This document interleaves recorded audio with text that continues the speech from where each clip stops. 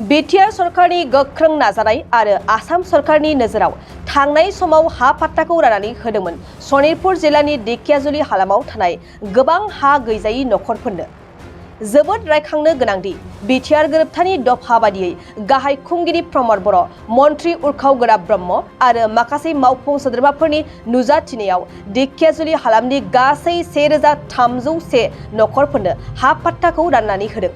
आसाम सरकार आरो Btr सरकारनि बेबायदि गोनांथार हाबाफारि लानायखौ मुम्बाइ NAIK कम्पानिनिफ्राय सरकारनिसिम रोजा रोजा साबायखर बावहरदों।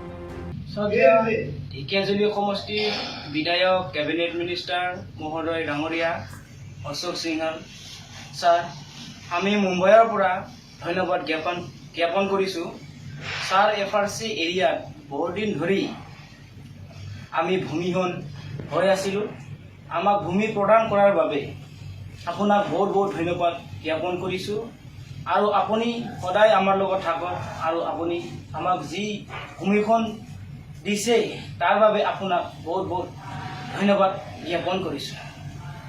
मोनसे फोसावथाय क'क्राझार जिल्लानि सिङाव थानाय दा रियेलिटी पाब्लिक स्कुलाव पाब्लिक रिलेशन अफिसारनि गोनांथि जादों।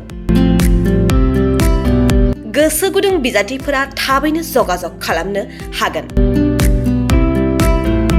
पाब्लिक रिलेशन अफिसारनि थाखाय बिजाथिया इंराजि आयदायाव MA खालामनाय जानांगोन नङाब्ला मास कमिउनिकेशन एन्ड जार्नालिज्म आयदायाव MA खालामनाय जानांगोन। बेनि थाखाय जेबो एक्सपिरियेन्सनि गोनांथि गैया।